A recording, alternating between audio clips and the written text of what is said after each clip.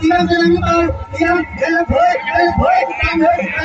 มาเลยของเพลงครับแต่ตอนนี้เรื่องความจัดการครับของกู้ภัยพิธีมาต่อเลยแล้ววันนี้เดินเผยอะไรเงี้ยร้อยตีเมตรเอาไปมาดูกันมาตามทีหรือเจ้าทีตามขวาใจ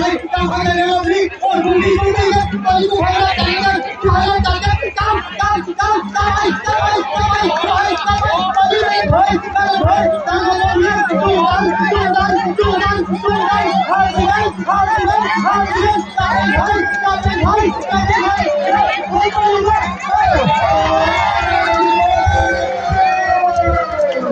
เป็นอันว่านะครับจะเล่นอะไรนะครับผมจะมาดูว่าชายในน้ำน้ำเข้าบอลในชุดสีลำใบแล้วในรอบนี้นะครับโอ้โห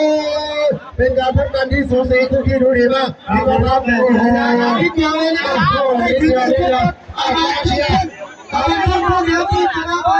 ไม่ถึงเท่าไหร่ครับคู่นี้เราจริงโอ้โหสุดยอดคู่ไปนะพี่ครับขอเสียงปรบมือจากกองเชียร์ทั้งสองทีมหน่อยครับโอ้สุดยอดทีม